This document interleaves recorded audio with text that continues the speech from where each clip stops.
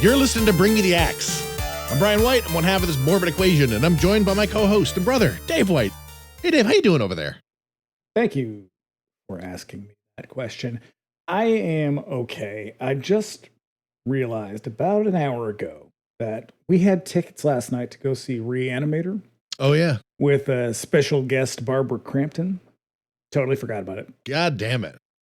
Yep. What did I do instead? I don't even fucking remember.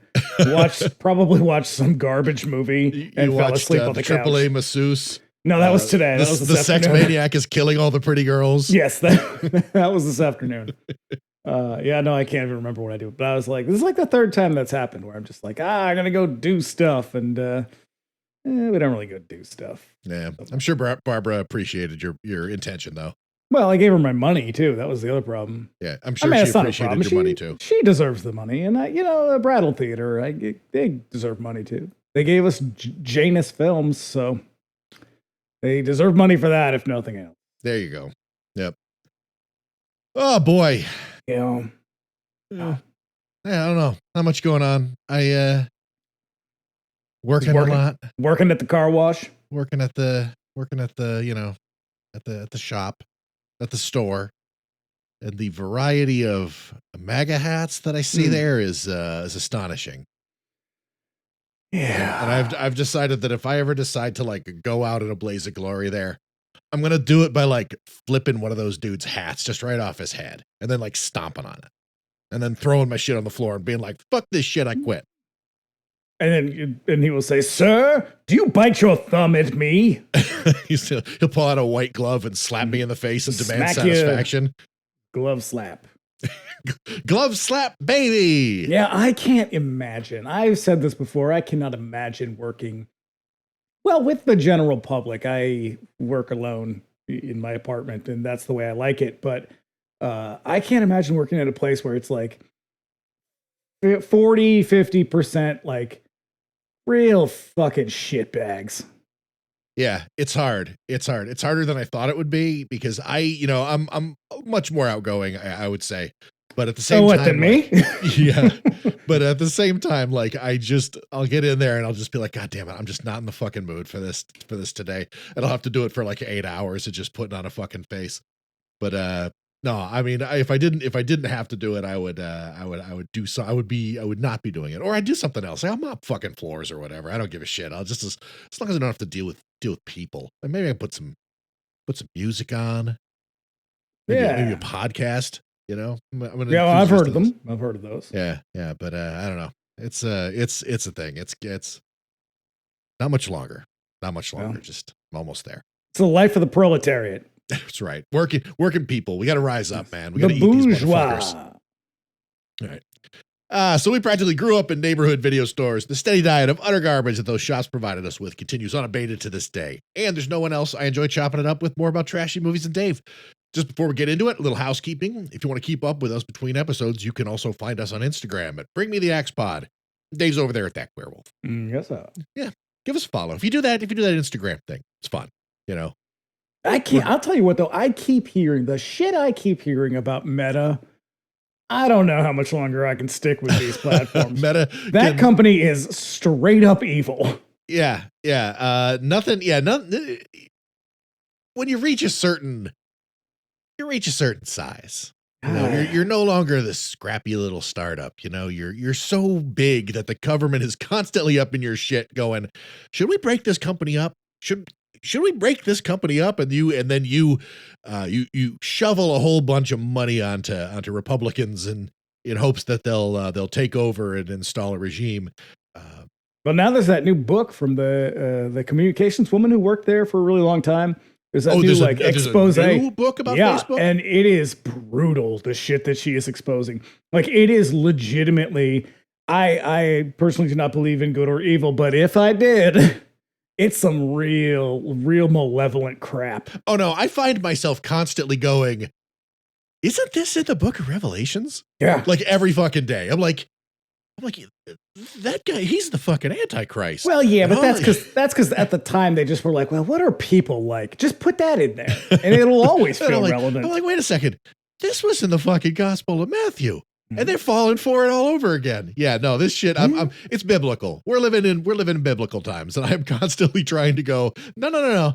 Don't go crazy again. Just try your best. Don't go crazy again. But I'm constantly like, Jesus Christ, this is the fucking apocalypse. Yeah. And we had a mediocre run. I know. Anyways, follow us on noted meta platform Instagram. Yeah, for lots of uplifting content. Like, is this the end of the world? I think this is the end of the world. Well, actually, no. I've got the current story about the Godzilla spreadsheet or flowchart. The one that's like, is this a good movie? Is Godzilla in it? Yes, it's a good movie. No. Okay. No, I like that. I'm into that. That's a good one. Yeah.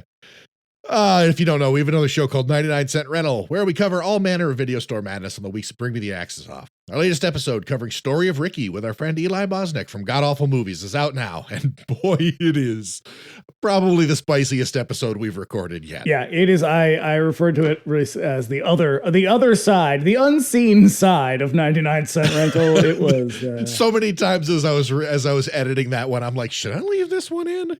And yes, you should. You always should. Yeah, that is the unfiltered 99-Cent Rental. That is Eli Bosnick off the fucking chain. Oh. I tell you what, though, I think we did back-to-back guests recently. We had we had Johnny and Tyler on, and then we had Eli. Listen, y'all, if you haven't listened to either of those episodes, they were super fun to record, and I think they came out pretty well. I've never listened to a single episode of this show, quite famously, but I assume I was there when it happened.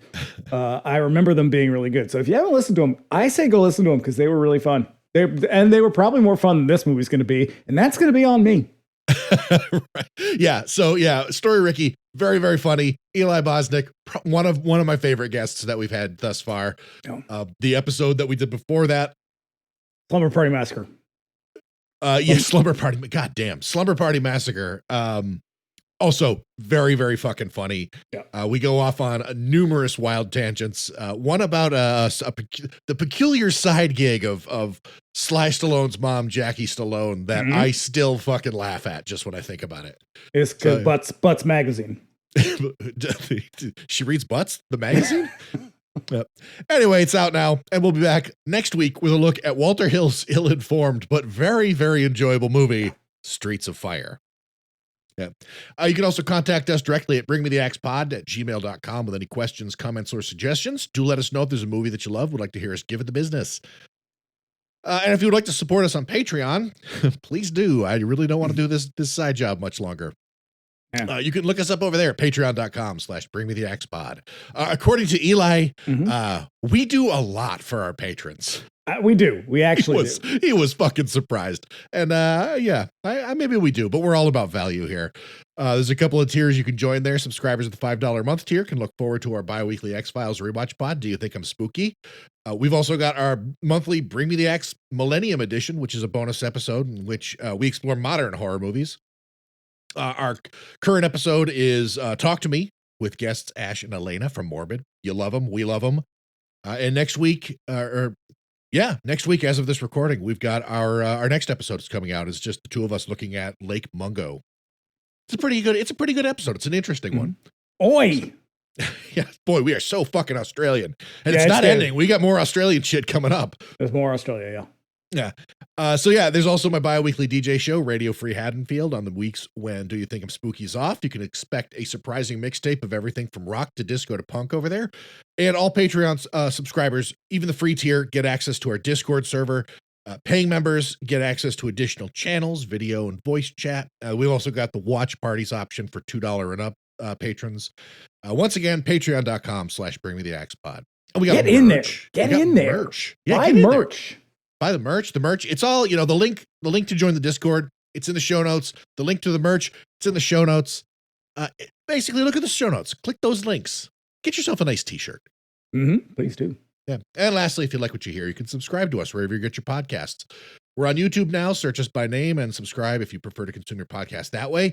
And you'd be doing us a favor by leaving us a 5-star review on Apple Podcasts and Spotify. So do it. Yeah. Leave some comments. Go to comments and tell me, what is your favorite beer? There you go. My private reserve is almost completely depleted. Shit, your strategic reserve?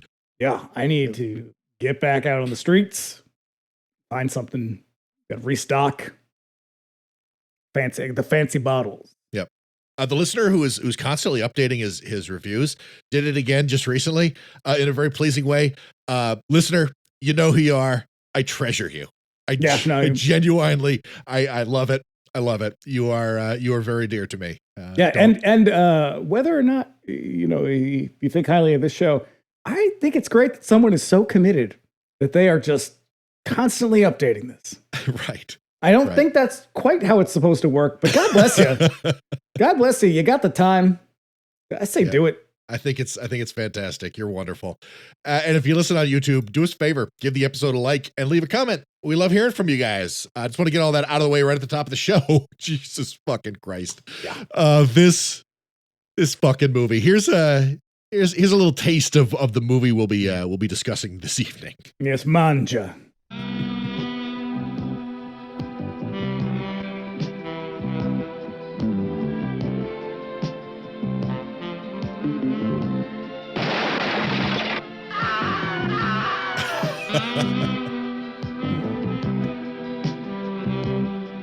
So you thought you could get away with it this time, too. Bet you didn't figure around me, little Lucy, did you, Mommy dearest? You know I love you, Mommy. Everyone loves you because you're so pretty. You always were the prettiest. You're just trying to poison his mind against her. You're jealous. You want her all for yourself. Look, young man, she's no longer my wife, and I'm not interested. As far as I'm concerned, she doesn't exist. She's dead.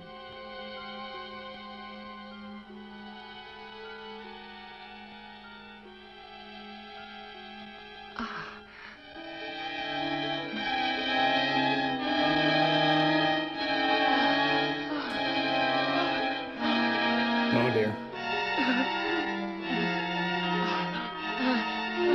Oh, darling. Oh, Hereford.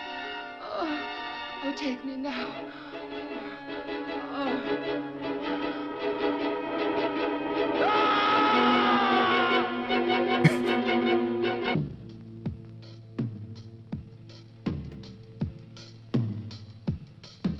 Lucy, don't go in the kitchen, please.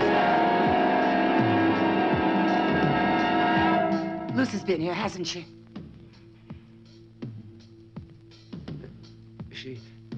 Why did you let her go upstairs?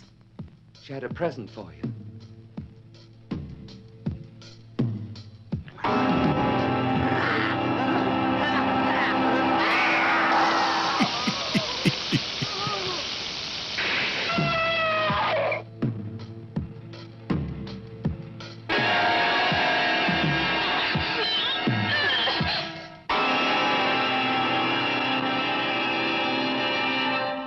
Well, goddamn, Jesus, that was about as incoherent as the actual movie is. Okay, so I've got a question for you. Of all the Lamberto Bava movies that we could have done, what made you pick this one? I don't know. Were you high? Well, there is a very good chance that I was.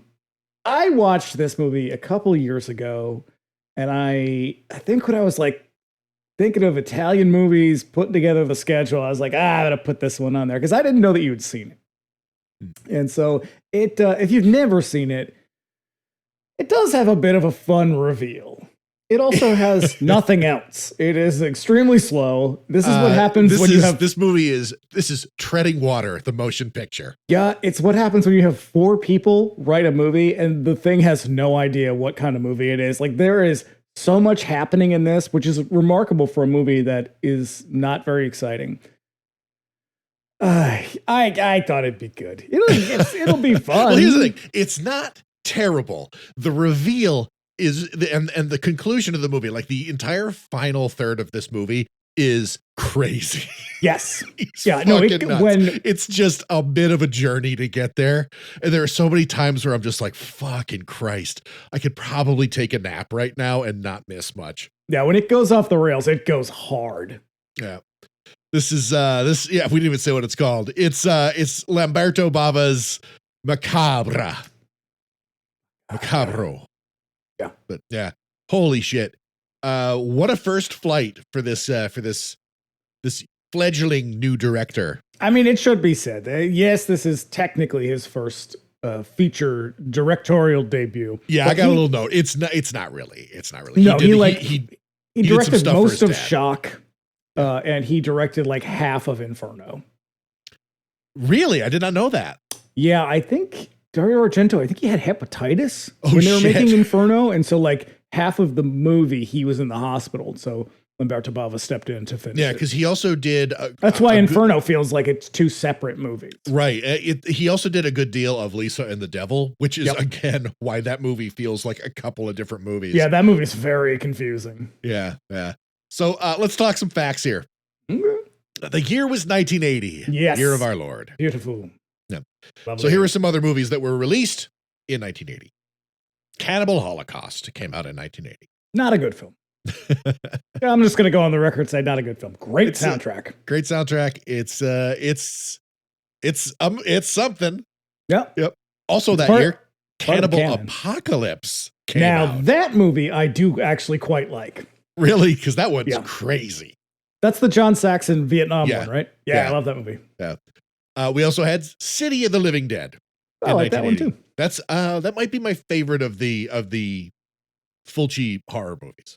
I think I go beyond then City of the Living Dead. All right. Yeah. It's not a bold choice to pick City of the Living Dead as my favorite. I mean, that's widely regarded as a fucking good movie. Also, as we mentioned, Inferno came out that year. Mm-hmm. Mm-hmm. Boo, not a good movie.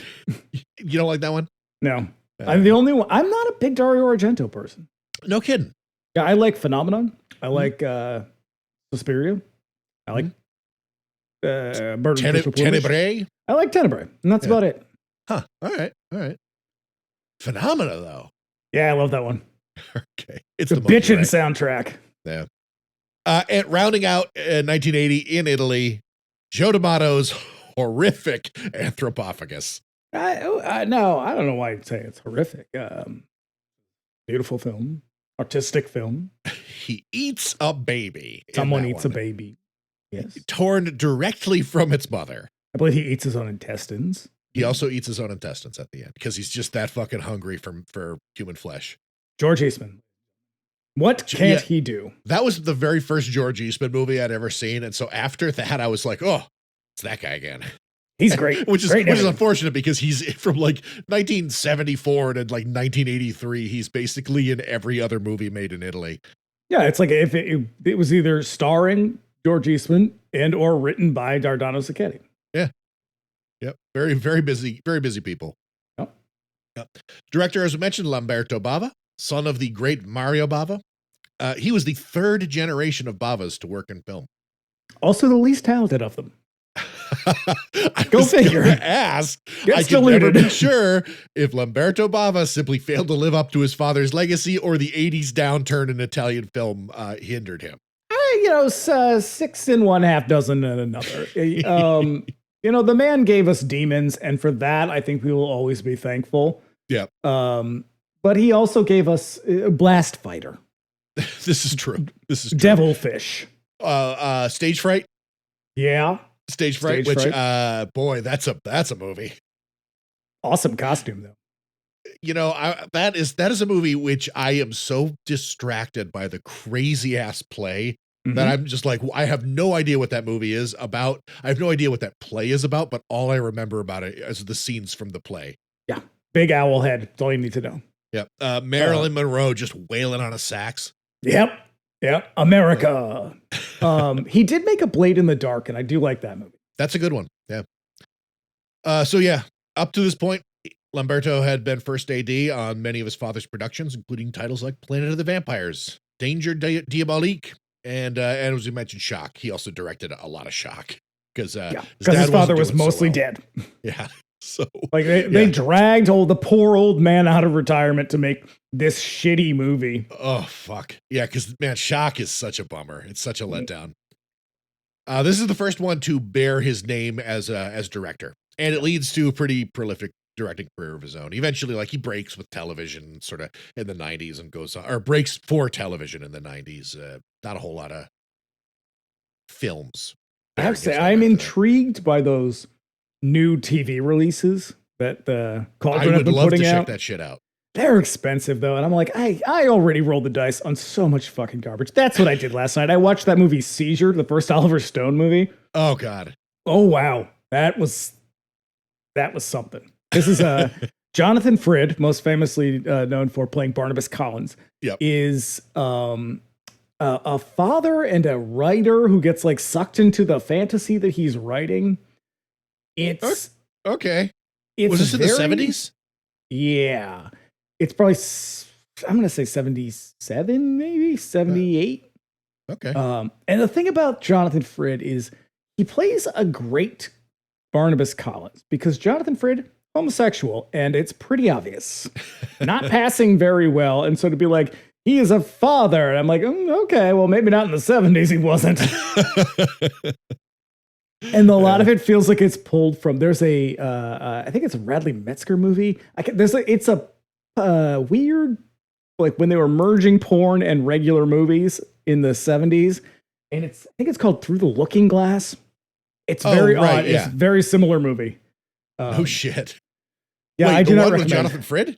Well, it's not a sex film, but it just has that same vibe of like psychedelia, but like bad pop psychedelia. I was gonna say, yeah, it's like a lot of that early sort of crossover porn had that kind of weird dreamy quality. Yeah. Oniric, Yeah. you might call it. Yes. Yeah, and so that's what I watched last night. I just remember that. Yeah. But anyway, Boy, our cast, not much to say about the cast here. oh dear. We've got Bernice Stegers, who appeared in Federico Fellini's City of Women the same year as this movie. She's an English actress, and if you're familiar with her and are listening to this podcast, then you probably know her as the mother in the absolutely fucking bonkers alien abduction horror movie Extra. I watched her. I saw her in Sky Bandits recently. Did you not? I think you sent that to me. I may have given that one to you. It is not a good movie. Yeah. But she was in that. Oh boy. But yeah. Have you seen Extra? I've seen pieces of it. I've never seen the whole We thing. should do that one. That movie is crazy. I think Yeah. it just got a 4K from someone. Oh shit. Yeah, all right. Yeah. And we've also got Stanko Molnar. Stanko Molnar. Some of the names in this movie are fucking testing me Yeah. because we got a dude coming up. Boy, Italy. Mm-hmm. Guys. Yeah. He is a professionally handsome Croatian dude. He worked steadily in small parts in Italian film and television until the 90s when he drops out and becomes a physical therapist. Weird choice. I know, but at the prolific. same time, he continued to do like voice work and stuff like that. Which is weird because it's not his voice in this. This whole thing is dubbed, the entire movie. Okay, so the one that I watched was all in Italian. Oh. So but I have heard that the dub, like the one that you heard in that Revok Film Prodigies trailer, it's pretty fucking funny. Then you're not going to get to enjoy the same things that I enjoyed. Also, Stanko Molnar also in A Blade in the Dark. Yep. He's also in no, I'm thinking of somebody else, but he's in Treasure Island in Outer Space. I love the name which of is that. the It makes most me wanna watch it. Italian sounding movie I've ever. Yeah. Yeah. And rounding out our cast is Veronica Zinni, who is the daughter of Argentinian actress Victoria Zinni and brother to Carl Zinni, who also worked with Lamberto Bava a good deal, appearing in Demons and as Mark, the weirdo voyeur and sex pest in Delirium, Photo of Joya. Don't care for that movie either. That one's weird. That one's just very strange. Yep. It seems that maybe acting wasn't really her scene as she appears in one more movie, a comedy called Arrivano e Mie, before hanging it up. Mm-hmm. Yeah. This is the thing. My notes for this episode, pretty thin. Well, I'll tell you though, so interestingly, the cast, bunch of people you've probably not heard of very much. The writers, same thing. I mean, there's some interesting credits in there, but they're not all really. producers for Medusa. Yeah. Yeah. But the DP on this movie, the cinematographer, Franco Delocoli, is a guy who shot The Last Man on Earth. Damn. What Have You Done to Our Daughters? Stripped Nude for Your Killer, Zedder, Rats, Night of Terror. Like, he's got some fucking bangers on his list. Like, he's probably just a real hired gun, but like he did Last Man on Earth, so he goes back at least to the 60s. Mm-hmm. Yeah, he's got like the guy who did the music, Ubaldo Contianello, did Live Like a Cop, Die Like a Man. Oh shit, that movie is nuts. You like that movie a lot? So he's got some cred. So he's got some people working behind the scenes, but it just seems like maybe he just pulled a lot of like whoever was really strong, because Lamberto Bava, despite not being very talented, he had all of the connections and all of the name recognition. So he could pretty much get whoever he wanted. Because they'd be like, oh yeah, I worked with your dad, Sherlock, because that's how the fucking Italian film industry that's worked. the thing is also, it wasn't so much that they worked with his dad. They also worked with him because like he was DP on like he was first AD on like everything that his dad did from like 1966 on. Yeah, like he's not out there in I Vampari. Right. So we got a few taglines. Mm-hmm. So we've got a very bland one right here. Beyond Madness. I didn't find that anyway. I could not find a single poster that had that one on it. I found it on like basically it looked like a day bill for like an American release, or at least an English language release. Because this was released as in the United States. This was released a few years later as a Frozen Terror with a poster that just fucking spoils the big secret. Way to go. Yeah. Fucking Americans. The tagline on that poster is "Keep a cool head." Yeah. And the last one is "Il film che ha terrorizzato anche Dario Argento." Mm-hmm. There's another variation of that. There's two the film of those. that terrified even Dario Argento, which I doubt. Nope. And there's also the same thing, but with Alfred Hitchcock. Oh, God. And I'm going to go ahead and assume Alfred Hitchcock did not see this film. Right. Yeah. Lamberto Bava, busy assistant director up to this point. Prior to this movie, he'd been, as we said, Argento's first AD on Inferno. Also, as Dave mentioned, directed a good deal of that one. Same year, he also was AD on Cannibal Holocaust. Yeah, no, he worked with like everybody. He worked with everybody. Argento, obviously. He worked with his father. He worked with Joe D'Amato. Yep. He worked with Ruggero Deodato. Like all the big ones. Mm-hmm. Yep. And so, like, yeah, he did this, Inferno, and Cannibal Holocaust all in the same year. These dudes were busy. Well, yeah, I mean, these movies are very straightforward. It's not like they're making masterpieces here. No. It's better. Dardano Sacchetti in 1980 probably wrote like 150 movies. Mm-hmm. Yeah. He's like the Rick James of screenwriting. Right. So much cocaine. When his father retired following the production of Shock, producer, Jesus Christ, Pupi Avati. Yeah. There he goes. Stanko Molnar and Pupi Avati. This movie is testing me. Yeah. It's testing me.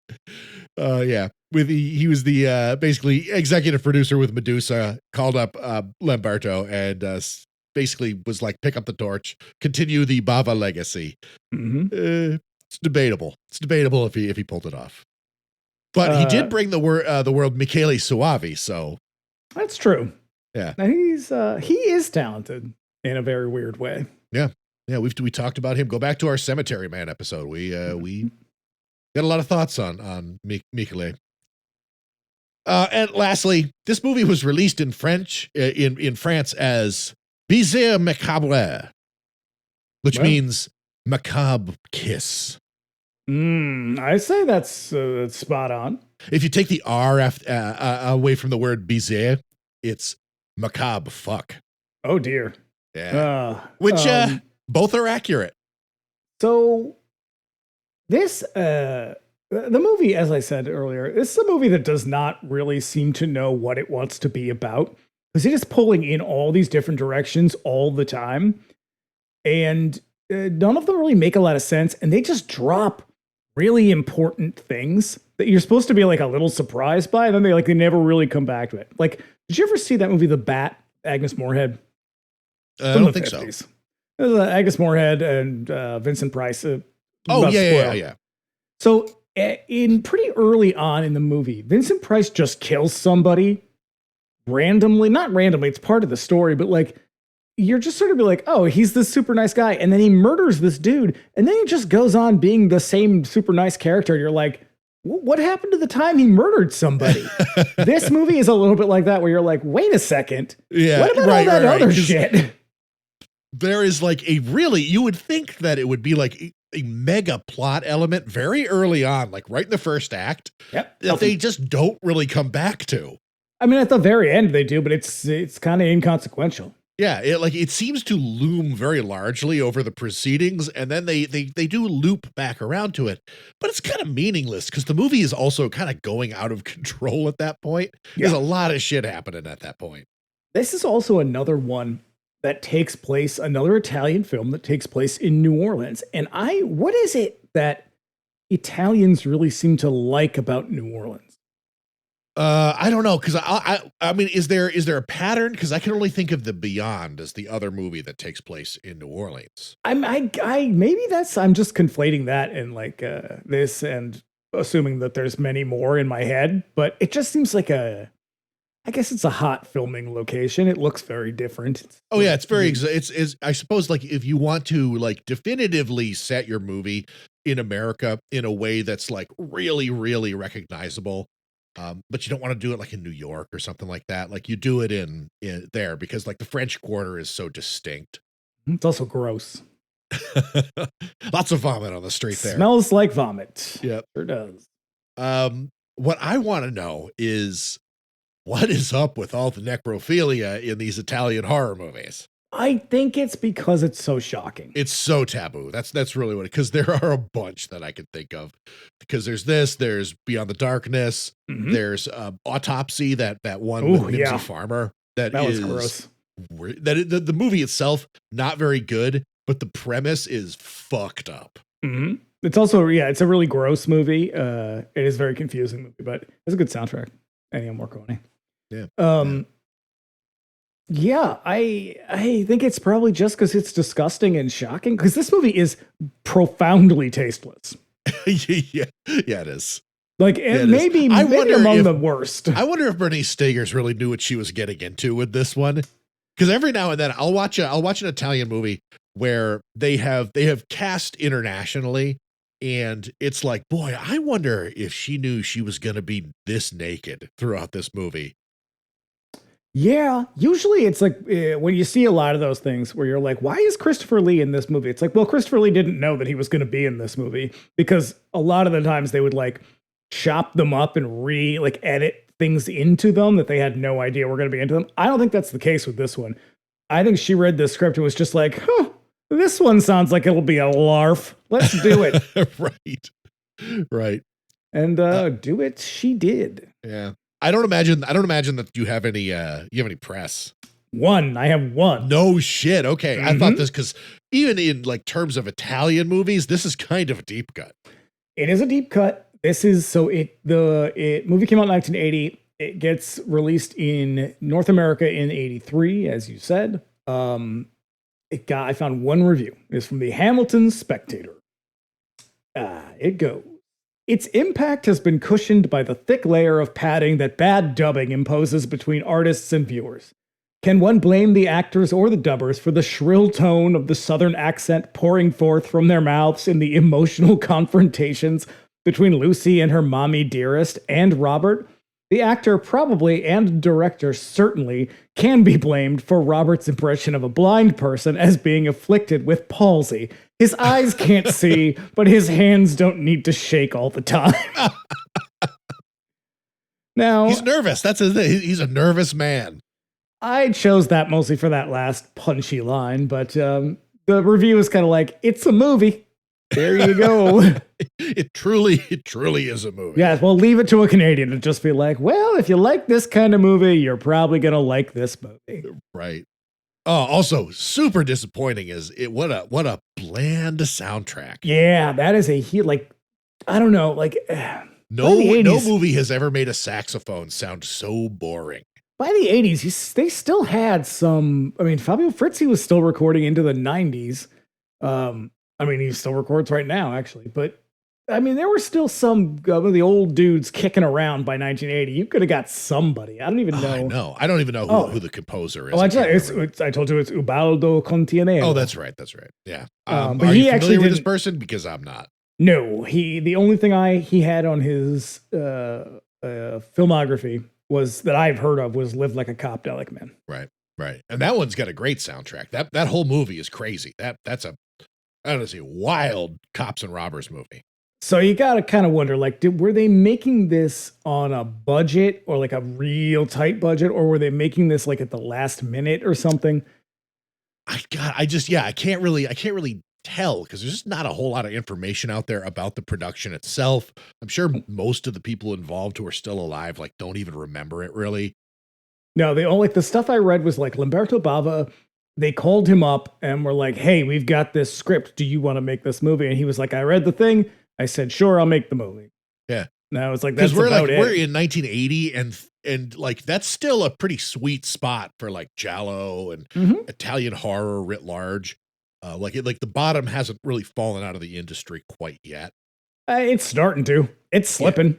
Yeah. The screws are loose for sure. Yeah.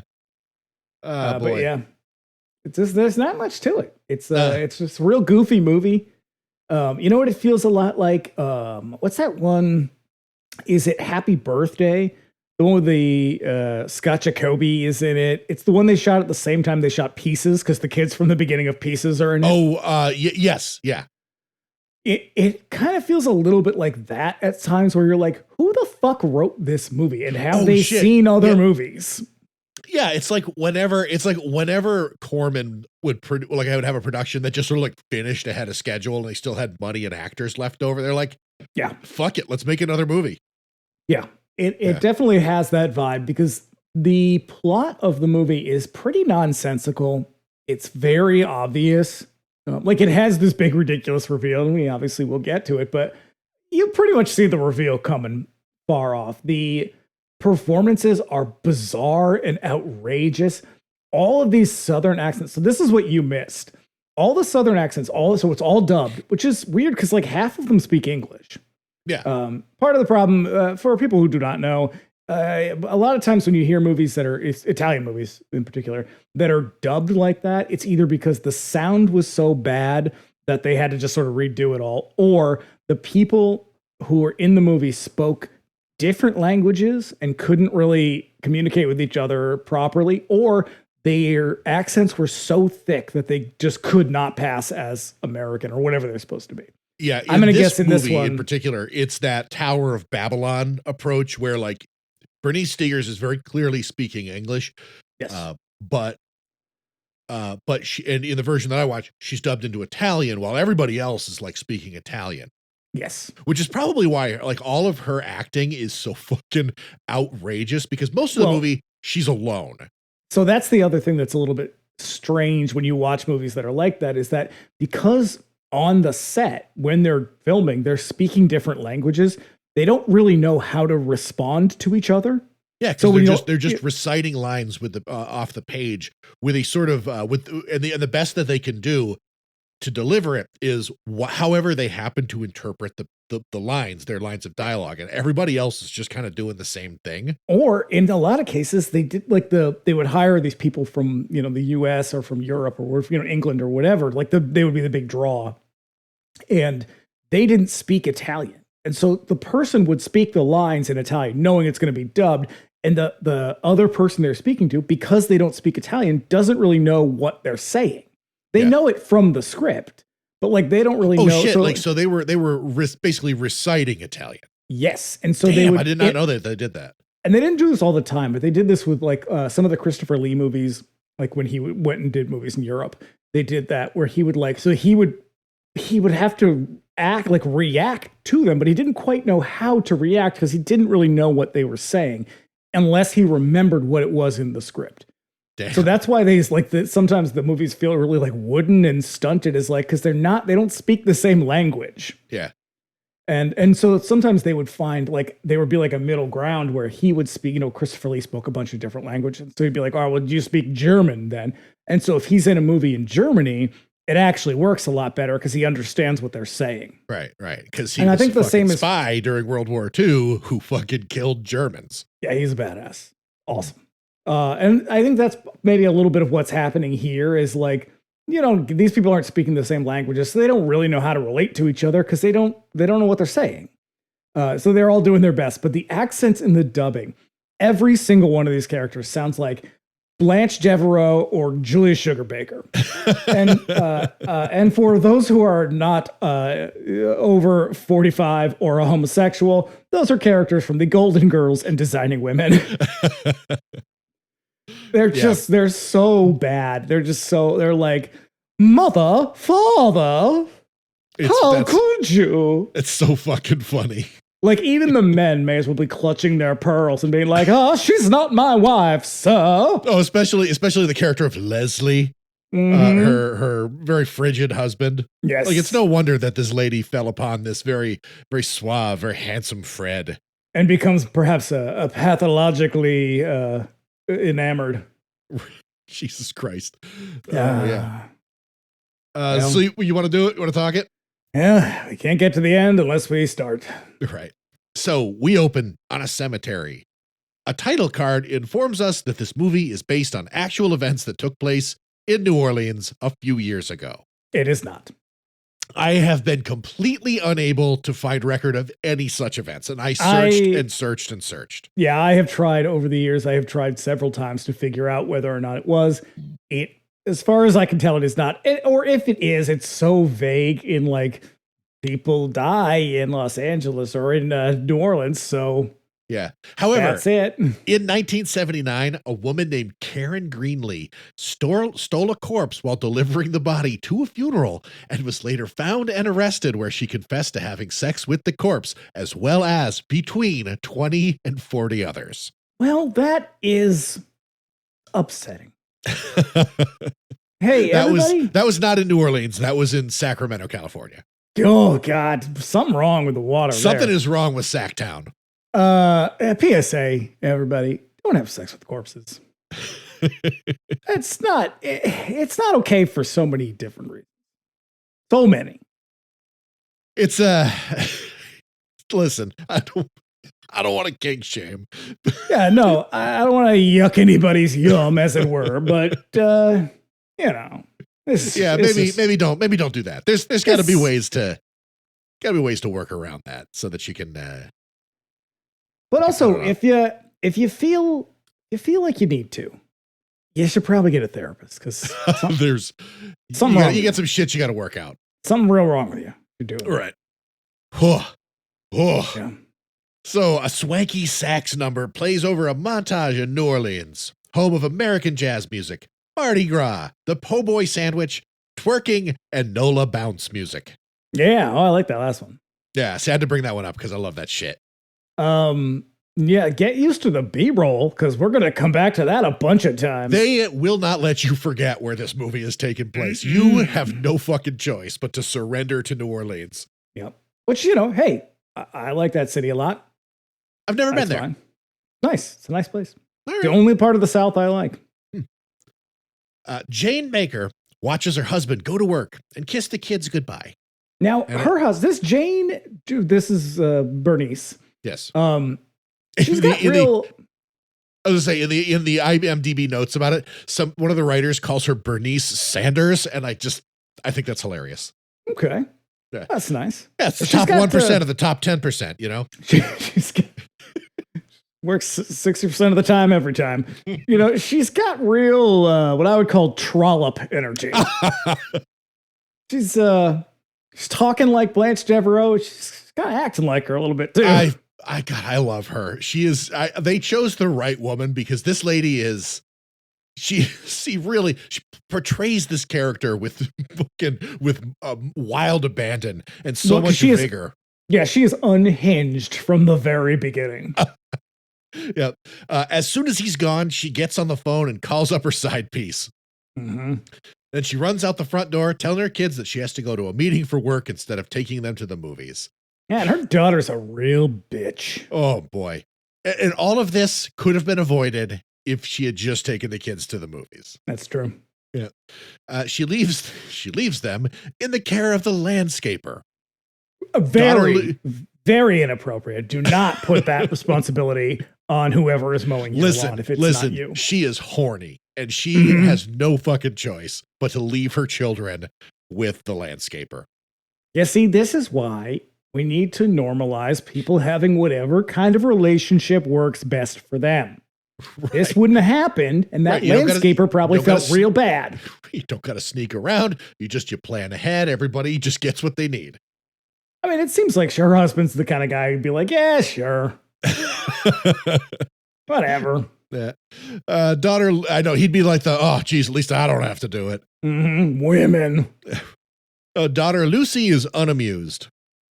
So Jane's driver takes her across town to an apartment house where Jane rents a fuck pad. Yeah, she does. Lucy, unattended, meanwhile at home, gets into some shit, lighting a cigarette, rummaging around through her mother's stuff.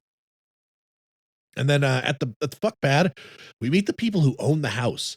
Mrs. I will Duvall, say, though, before that even happens, the drive to the fuck pad, we recycle the B-roll from the opening credits. We are 4 minutes into this movie, and they are already recycling the B-roll. Look, they paid a lot for that B-roll, and they're going to fucking use it. That's true. Also, the only parts of this movie that are shot in New Orleans are all just the exteriors. Yeah. Everything else is shot in Roma. Actually, it's not. It's in some other small place. Napoli. I don't think it's that one either. No, it's some city we've never heard of. It doesn't.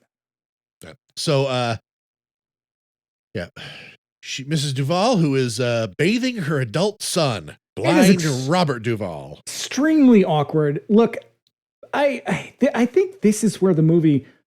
I said it's extremely tasteless, and it is for so many different reasons. But this is one of them. Like, if you've been blind, presumably he's been blind his entire life. They don't really say, but you're sort of left to assume that that's the case. He is an adult man who is probably capable, sight or not, of bathing himself. You could, if you are fully aware of your body all the time. Like, you could do at least that. You're sitting in the water.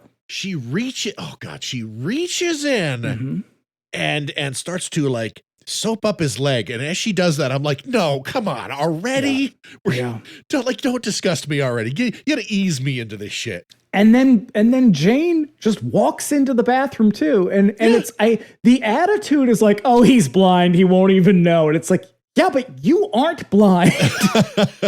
Mother, you're embarrassing me. Yeah, that's what makes it an invasion. It's that you can see, not that he can't. Just like, no, it is a very weird misunderstanding. Yeah, but the rest of the movie, he will basically be treated as like 3/4 of a person because he cannot see. No.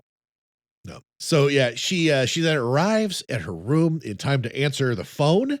There seems to be nobody on the other end, but the caller is revealed to be her daughter, who busts her. Yeah. And she hangs up without a word and gets to work putting on the sexy shit.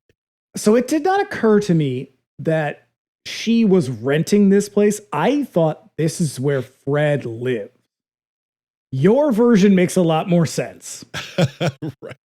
Because I was like, why is she answering the phone? She doesn't live there. Right. But also, if it's just for amorous trysts, why get a phone at all? Right. You know, maybe she needs Are to you do giving that business number to people? She needs to take a business call every now and then. I guess. And her daughter has the number. Yeah, that's the other weird thing is like, what did she look it up under? Because they show her like looking at an address book or whatever. And it's like, why did you write your own phone number down in the address book? And does it say fuck pad next to it? She looked up fuck pad under F. Yeah.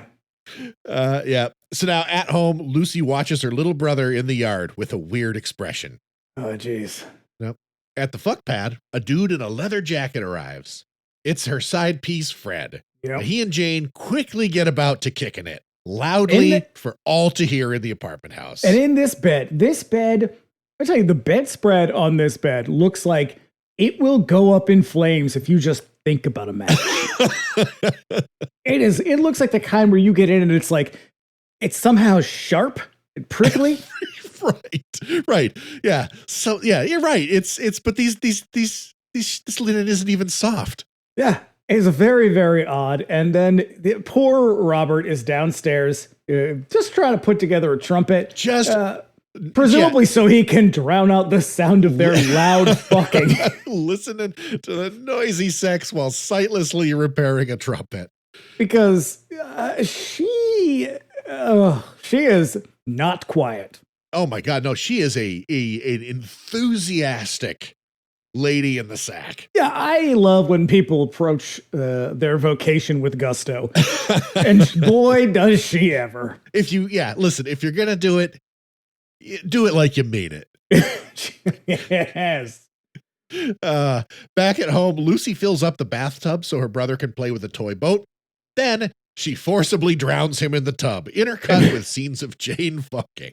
And we are just going to breeze past this like it's not really a big deal. But it's like, hey, your mom has an affair with what I assume is a construction worker, and that's how you get back at her? You murder your brother? Right. Oh, she really wanted to go to the movies today. I guess so. And then like someone, someone must have the phone number because somebody calls to be like, Jane, your son is drowned. So I assumed that it was Lucy who called to tell her. Like, but my brother is dead. Yeah. Maybe. And so Jane's like, oh my God, I got to get back to the house. So she rushes back to the house and she brings Fred with her. And I thought, well, that seems a little bit like insult to injury, you know? Right. She and Fred rush out in a panic to get back home. Yeah, your kid dies. The whole time they're driving like really fast and she's like, ah! She really, she's like grabbing him by the fucking jacket, like shaking him violently as they drive. At one point, she takes the heel of her hand and bites it. I'm like, oh my God. Yeah, she is going for it. Yeah. She's just shouting in his ear. And when he's not looking, Fred crashes into the guardrail, which flies through the windshield and smacks his head right off. I laughed out loud. This is the worst day of all time. Yeah, my note says double whammy. Yeah. Oh shit. Yeah, and it doesn't even give you a second to breathe because a year later, Jane walks out of a mental hospital. I feel like you probably need more than a year for that one. This is the worst possible of days. A taxi takes her across town to the old fuck pad. Robert still lives there, but his mother has since died and he's all alone. And he lives in the totally dark apartment house, having no need for electric lights. So I got a lot of questions. I'm going to start with, what is the relationship between Jane and Robert? They're just, landlord. He's the landlord. He's her landlord, essentially. They have an extremely awkward relationship from the moment she arrives. Oh yeah, also because she walks in looking like $1 million, and he's like, oh shit, like this is my second chance. I've been listening to this lady kick it for like a year, and now like Fred's dead, like maybe I can get up in there. Except she's basically just like, why, Robert, I couldn't possibly, but a third of a person. Why, you can't even see, darling. And so that's my first question. My second question is, if she just got out of the hospital and she returns to the fuck bed. Yeah. Why is there a refrigerator full of food? Apparently Robert has been keeping it stocked. Well, that is very nice of him. Third question. Robert has the electricity turned off. What about everything other than lights? Because the electric lights are not the only thing that require electricity. Right. But he has the entire breaker turned off. Yeah. Yep. It's such an insignificant detail. Like they could have just left that out and nobody would have said it. It amounts to nothing. It has no sort of like symbolic purpose. Well, but you know what? I think I find it interesting because it is consistent across Italian films where it's a very ableist position, but it's also a very strange way of like interpreting or portraying a person with disabilities. Like, well, he doesn't see, so obviously why would he need lights? And it's like, well, I don't fucking know, but like in case he has people who come over that can see, like I know he has customers.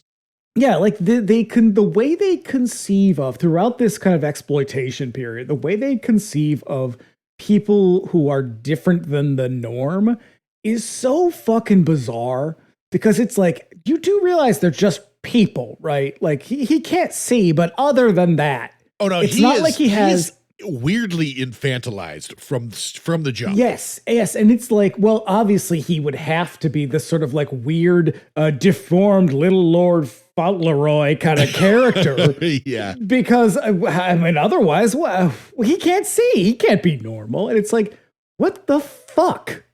Right.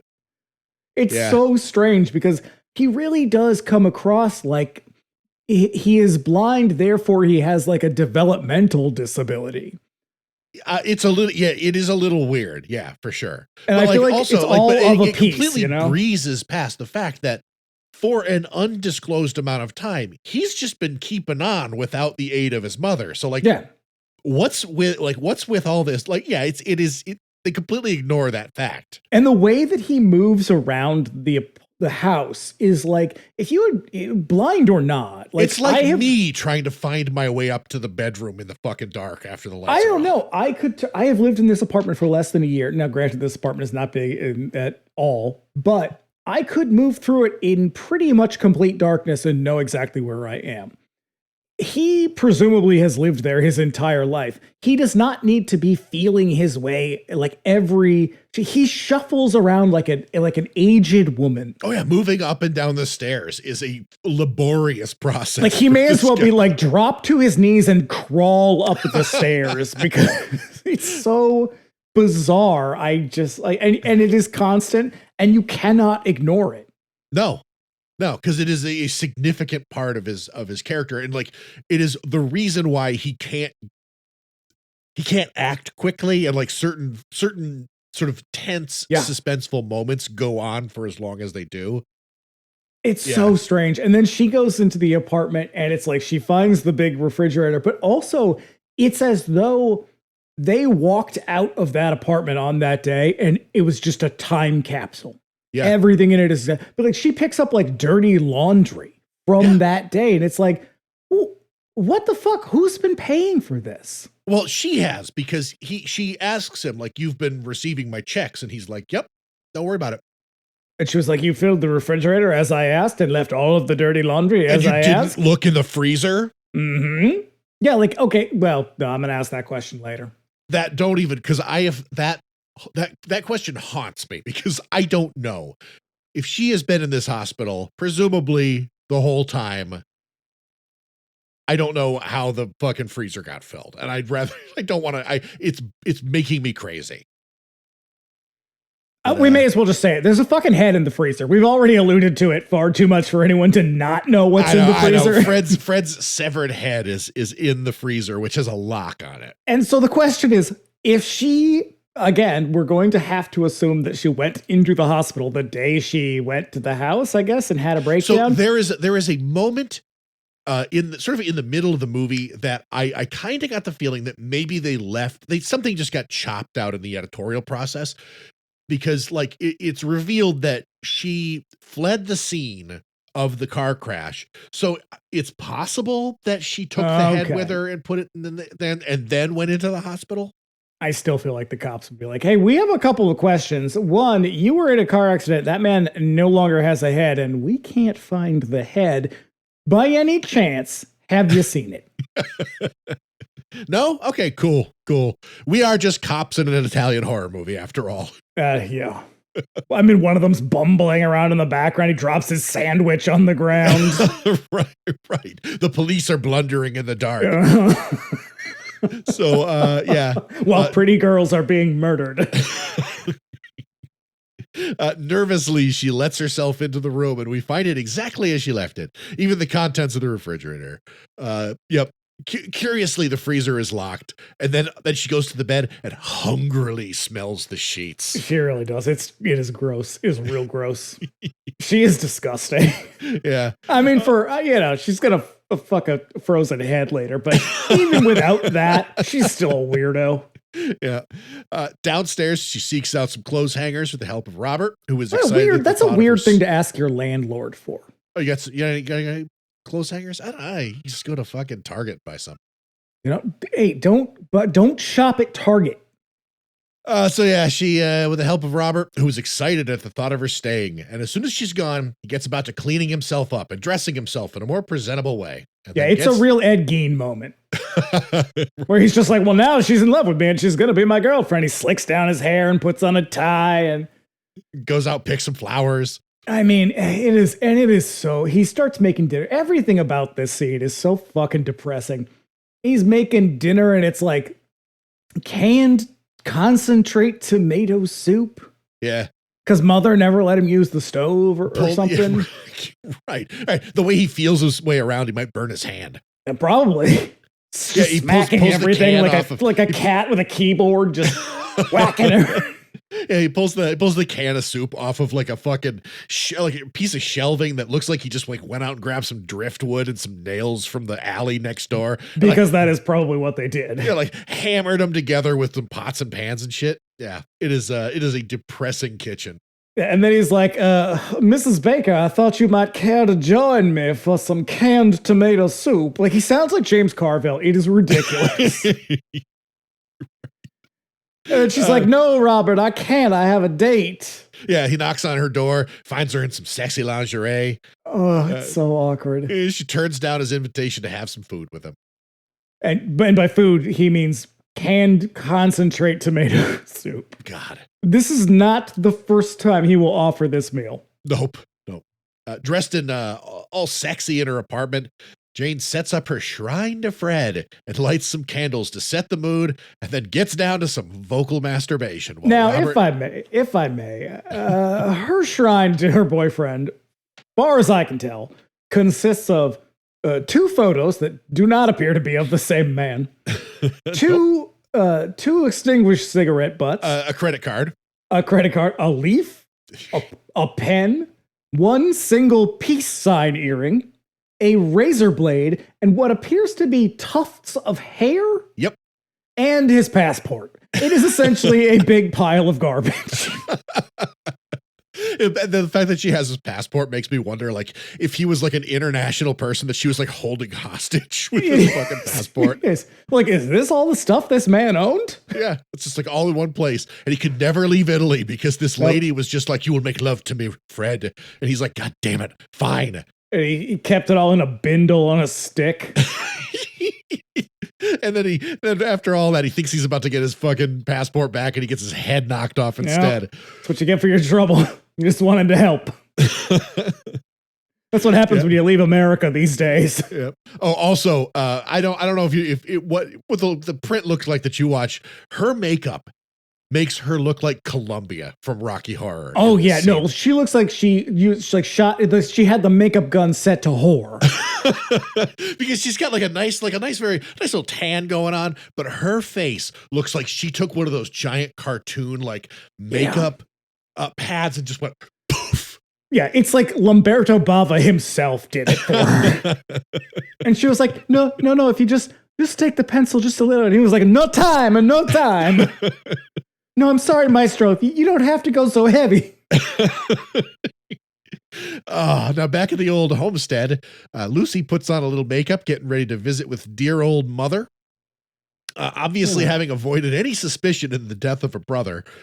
Jane also, I guarantee the fucking landscape guy went down for that kill. Oh yeah, no, he's a black man, so almost certainly. Jane also gets ready, doing a little crazy lady laughing and sadly putting away the shrine. Yeah, she does. And of course, this is after her date with the head. And my note says, great, you let her move back in alone, and you still have to listen to her fuck all night. Her family arrives, and Lucy enthusiastically throws herself at her mother. Relations with her husband are very obviously chilly.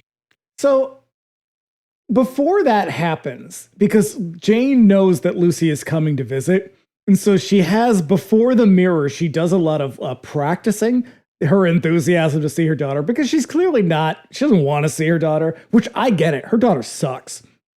Oh, yeah, Lucy fucking is the worst. And so Jane is standing before the mirror, like, practicing. Does she say Lucy in your version? Because in mine, she says Leslie over and over and starts She is laughing. Leslie. She calls her Leslie in this scene. No. Her husband's name is Leslie.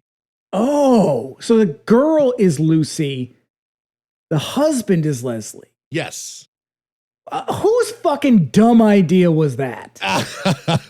Again, that's what happens when you have 4 writers. But she is like Joan Crawford practicing in the mirror, the way she is like maniacally laughing. Yeah, and then she like plunges her face into a fucking bowl full of vodka and ice. She may as well, because then when her daughter shows up at the door, the look on her face is one. It is like it says. My note says she is awesomely disgusted to see her, and then it's like she gets the stench of murderer right away. And her daughter, like, she just kind of leaps on her, like she's kind of mauling her with love, and she's going, "Mommy, mommy, oh darling, darling, mommy." It is so goddamn weird. Yeah, so Lucy goes about snooping around the house while her parents talk. Yeah, her mother made them a couple of hurricanes to sip on the lanai. Massive cocktails. They look disgusting. They looked super fucking gross.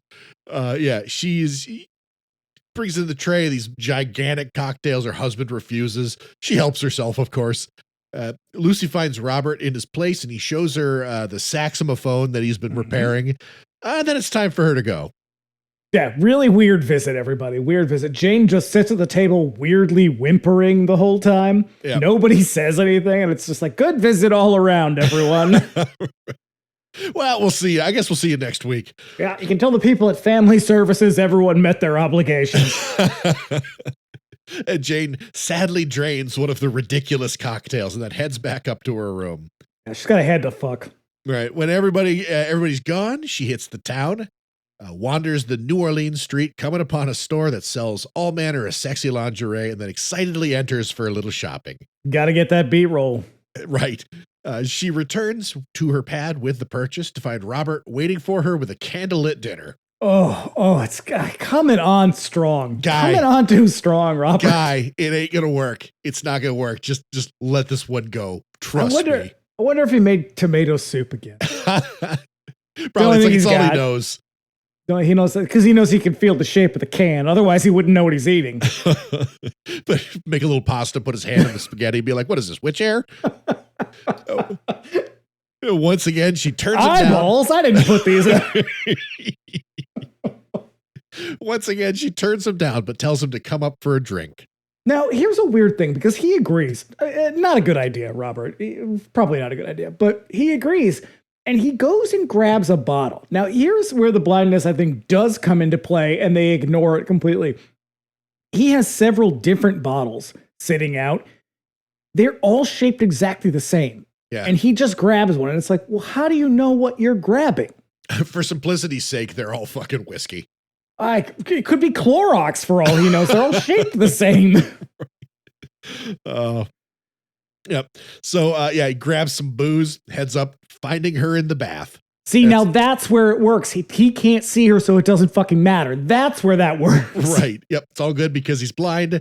They chat a bit. Robert asks if she's waiting for someone because it very much seems like she is. And then she says she's in the tub, doing her ablutions or whatever. And he like pours a drink for her, and she goes, "I'm here." My note says, "Yeah, idiot. He knows you're in the bathtub. There's only one place you can be." Alone in her room, she puts on the new sexy shit she bought in town, heads into the kitchen to unlock the freezer. We don't see what's inside, but whatever it is, she's having more loud, sexy times with it upstairs. Again, Robert listens. It seems like she's talking to someone else as well. So the next day, Robert meets a woman in the park who brings him a newspaper, basically reading the story of Fred's death. Curiously, as we said, Jane fled the scene, a detail we hadn't known previously. And they make it seem like when he meets the woman in the park, they make it seem like it's some kind of like covert like it's operation. A clandestine mission or something. Yeah, it's like that. She just bought you a fucking newspaper from last year. Yeah, it's like he hands her a fucking like a 200 lira folded up in a newspaper, and she's like, "I got the info." Now someone's gonna murder a judge. Right. Speaking of Jane, she hits the streets again. While she's out, Lucy drops by with a gift for her. This girl is such a creep. Hmm? This girl is a total creep. Oh yeah, she's also a murderer, so I guess it tracks. Like, she's a bad actor. Yeah. And that's not this, like, I'm not going to dig on a fucking kid. Kids are all bad actors, but Like, she's so flat in how she delivers everything. And because Stanko Molnar, he doesn't really seem to know how he's supposed to play this character. Nobody seems to know what their character is. Yeah.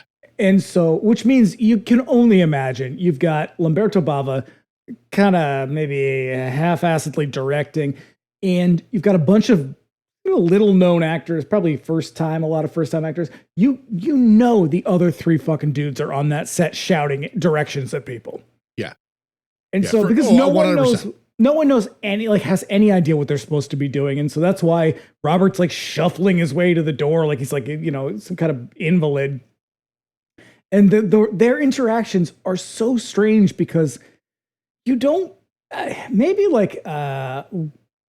we are just sort of projecting culturally onto them, but like there's this weird feeling like we're supposed to be unsettled by their relationship, which they don't really have one. But it's really hard because the feeling that I get is that he is supposed to he's like in love with her, and he's supposed to be communicating a sense of longing for this crazy lady, but it doesn't quite get there. Like you've got to kind of put the pieces together yourself there. No, you think he was in the car accident. He's in love with this lady. Yeah. And he wants to give her canned soup. Canned soup and whiskey. Yep. Hurricanes and canned soup, the New Orleans story. So yeah, while Lucy drops by, Robert gives her the key to her mother's apartment. She lets herself in, leaving a framed photo of her dead brother on the table. Cold-blooded. Super. Then she gets about to snooping, but Robert interrupts her and they leave. Lucy explaining their father is basically a broken man, alone at home. He never leaves. And it was like, oh, so you mean he's different ever since his son died and he found out that his wife was having an affair on the same day? Yeah. Wait till he finds out who killed his child. Oh boy. When Jane arrives home, she finds he never will. That secret dies with her. That's true. When Jane arrives home, she finds the photo and searches the room in a panic to make sure that nothing is missing, especially whatever it is that she's keeping in the freezer. Yeah. She angrily confronts Robert about it. Later on, she apologizes for the disturbance and they clean up his room a bit. And she's because she says, I brought the glasses down from last night. When she said from last night, I was like, that couldn't possibly have been last night.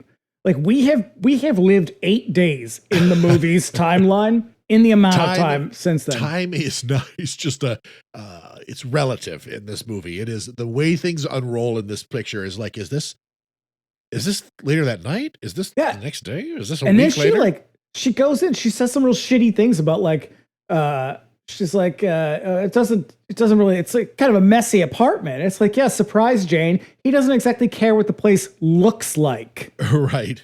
Which is like real shitty to him.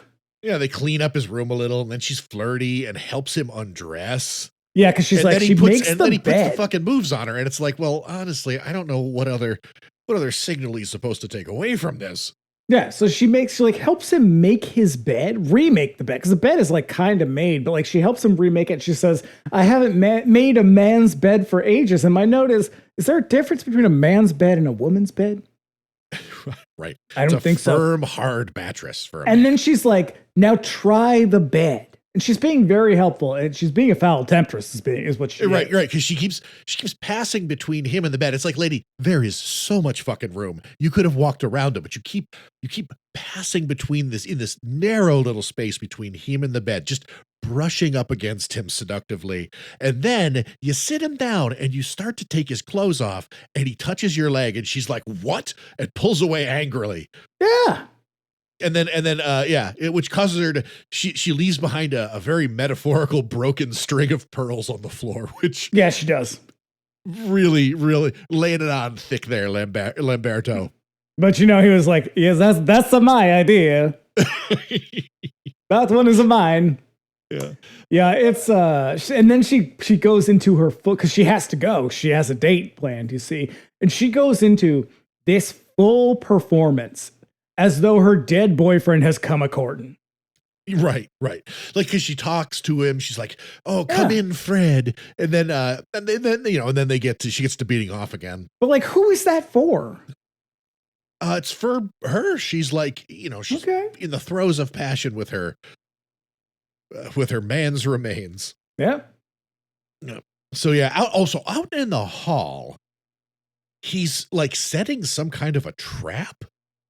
Yeah, he obviously again, this is one of those things, like the fact that the daughter kills her brother, that doesn't really come up much. It should be a major thread in this entire movie. Doesn't come up much again. The fact that he suspects that like either her boyfriend, like they never like is it that somebody is coming and going, he suspects that he can't see? He either thinks that like her boyfriend actually isn't dead, or that, I don't know, but like that's why he gets the paper. Like he wants to find out that her boyfriend is actually dead. Otherwise, who's coming to see her? So that is really unclear. Right. And they never really fulfill that part either. But also, she just says Fred. Like, it is entirely possible that she has a new boyfriend who just happens to have the same name. She's got a very specific kink. Well, she does, actually, as it turns out. But yeah, it's just like there's so many lines in this story that don't go anywhere, but they seem really significant. Yeah. It's so weird. The next day, with Jane gone, Robert lets himself into a room. Everyone keeps breaking into her apartment. Just constant invasion of privacy. I mean, she's gross and shit, but like still, she deserves her privacy. She pays for it. Right. Feeling his way around, he finds a shape in the bed like that of a person and pulls the sheets aside to reveal a pile of pillows. And then from under one of the pillows, he pulls out a fleshy lump with a ring in it, like an ear maybe. It's so gross. It's so gross. Yeah. And the fact that he pulls it from like the middle of the bed. If you know what I mean. You get what I'm saying there? Oh, yeah. I'm picking up what you're putting down. And then, so he's like, well, I'm just going to tuck this away. I put a pin in that for a while. Right. And he's like, I'm going to go to the kitchen. And he starts to check the refrigerator. Why would you check the refrigerator? I don't know. Why is in case that she's keeping a severed head in the freezer. Like, yeah, but you'd have to assume that whatever she's doing, the evidence of it is in the refrigerator, which is like the last place I would look. I know. So elsewhere, Jane visits a Baroque cemetery in the mist, and then she sadly rides a paddle boat on the river. Which makes me question, what is she doing with her days? Just wandering around the city? Crazy lady stuff? I guess, yeah. Back at her place, Robert tries to pick the lock to see what's so worthy of being locked up, but he's interrupted by the doorbell. Lucy is back looking for her mom. She explains that tomorrow is the anniversary of her brother's death, and she's hoping to get her parents back together in the most fucked up parent trap ever. Mm-hmm. Yeah. Later on, Robert is awoken by some noises in the house. And he thought, so they make it look like he just fell asleep in this chair, and this looks like the most uncomfortable chair you could possibly find. It looks like I made it. And the way he's sitting in it is like, he's like kind of curled up in it, but it's not a curl up in it kind of chair. It is just he's going to wake up with so much fucking pain in his neck. Well, he's going to walk around like it regardless. So, yeah. So Jane is back up in her place, beating off, whispering Fred's name. Oh, and then at one point she shouts together, and it was like, oh no. So gross. Yeah. Oh, in the translated version, it's, oh, Fred, now. Oh, God. And then my note just says, is it a wig? Yeah, it is.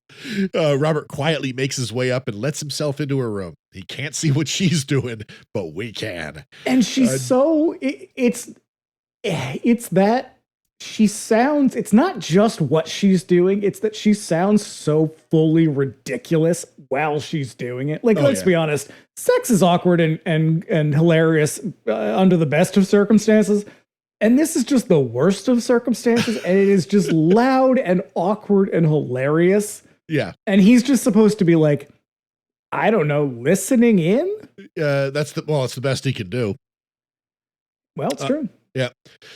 She is in bed with so pretend that you don't know that we've spoiled what's in the freezer.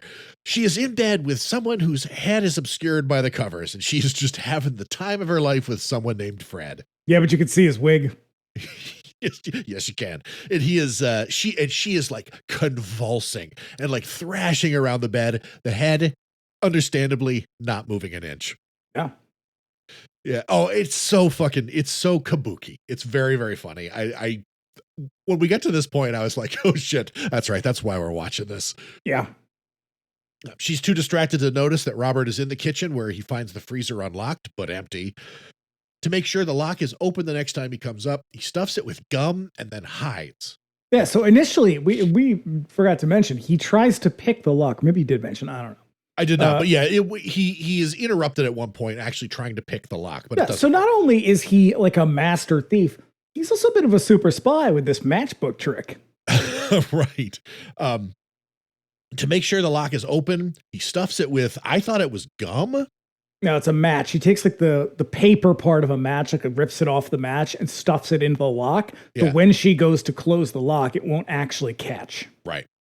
Then he hides. And so she returns to put the head in the freezer and locks well, it he up. kind of hides. He's like 5 feet away from her, just she sort of like obscured. She is blinded by ecstasy at this and point. Oh my God, is she ever? My note actually says she's all kinds of woozy and spent. It's so awkward. Yeah, when this movie finally like gets to the point, it is satisfactory. I would say it delivers. And this is about where it starts to go. It has taken us about an hour to get to this point of me just like checking my email, looking at the clock. Like, are we there yet? And this is where it starts to go real wild. Yeah. Yeah. When she's gone, he comes out of hiding and opens the fridge, easily unlocking the freezer and opens it, revealing Fred's severed head. And she has been gone for like 4 seconds. Like, you got to at least wait till she's in the bathroom or something. Like, she just leaves the room. And this is not a very big apartment. Well, either that or she just like collapsed on the bed and that was it. And so he finds a severed head. And the first person he thinks to call is her ex-husband. Yeah. Not the police. I mean, granted, at this point, I wouldn't probably call the police either, but I don't know who I'd call. I know. We cut to Jane and Lucy having a little mother-daughter time. Well, Robert and this is the hardest cut in the entire movie. It is so jarring. Yeah. Because we go from, he calls Leslie, I guess. And then there's like, he's on the phone and we see Lucy is sitting on the stairs listening to their phone call, then hard cut. And then we see Jane and Lucy together. Uh-huh. Very weird. Very weird. Yep. Robert, meanwhile, goes about fixing trombones and shit. And what do you do? Making me ask, are there really that many broken brass instruments in New Orleans? It's the home of jazz. That's right. That's right. I suppose that's reasonable. He sends Lucy out with a note to pick up some special trombone glue. Mm-hmm. And then the note is actually. I would like to know what is special trombone glue? I have no idea. He just needs some special trombone glue. He's probably like, I just want to get this fucking girl out of here. She's a total weirdo. Yeah. The note is actually to get Jane's husband urgently asking him to call, which he does. And then he tries to tell him what he found, but Leslie doesn't believe him. And then Lucy overhears the conversation and confronts Robert about it. She wants to know what's in the fridge and accuses him of trying to keep her parents apart. Then she runs out, leaving Robert to cry alone with his broken trombones. Yeah, she says, I'm never coming back here again. And my note says, good, bitch, you were never invited in the first place. You just keep showing up and weirding everybody out. Yeah, with your fucking unibrow. Strange murderer vibe. It really does. Yeah, but then it only looks like she left. She does the whole thing where she like closes the door and then like stomps away quieter and quieter. Mm-hmm. And she totally falls for it. She says, you're jealous of my father. And it's like, girl, we have seen what your father looks like. He's not jealous of your father. No. So she sneaks in, gets the key to her mother's place, and then sneaks up there. Hearing the key in the lock, Robert realizes what's happening and calls out to her, telling her not to go in the kitchen. And he's too late. Lucy opens the freezer and finds the head. She then runs out, telling Robert that she found nothing in there and that he's crazy. And he tells her to follow him into his trombone fixing room and shows her the ear, but Jane comes back and breaks it up. I mean, you kept the ear in a drawer. You're just as weird as everybody else in this movie. I don't know. Everybody's just got like human remains in a cubby hole somewhere. Hey, that's New Orleans, baby. The Big Easy. Later, Lucy's father drops her off at a friend's house and then drives away, and she promptly hitches a ride across town to her mother's place. I love that. She sticks her thumb out, and I was like, oh, no. Don't do that. Yeah, this is 1980. You are 100% going to get murdered.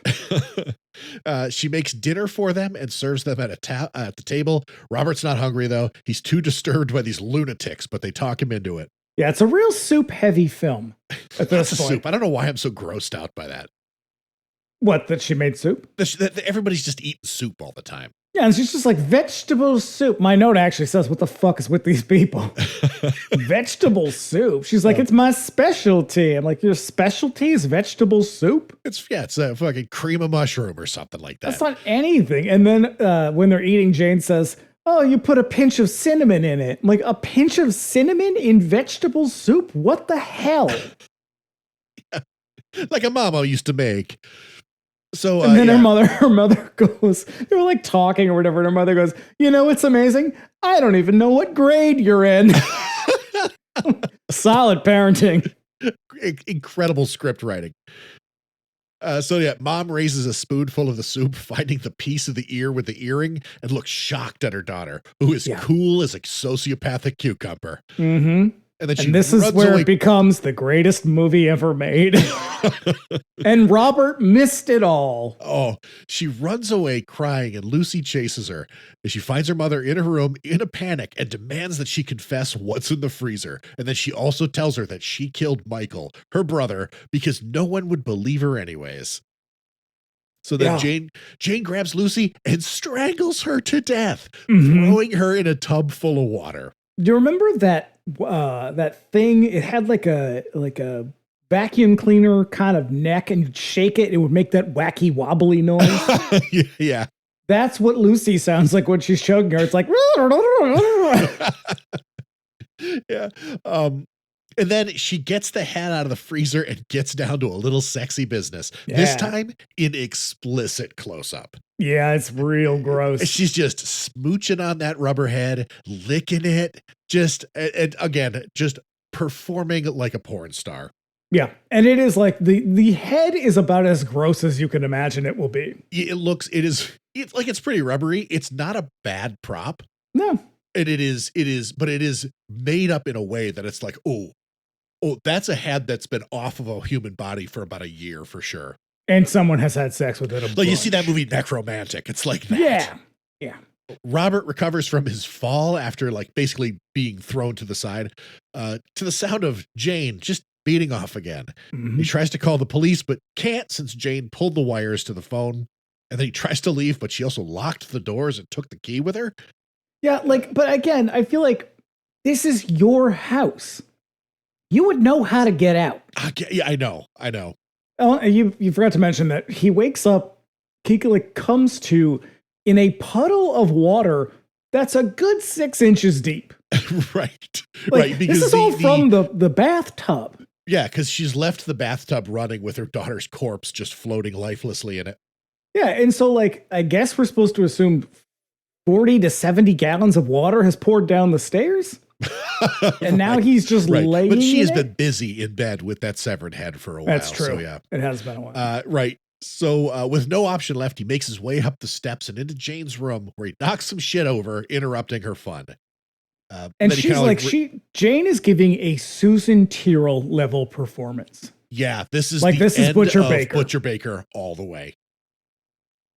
She finds him in the kitchen where he has accidentally opened the oven, which is conveniently on.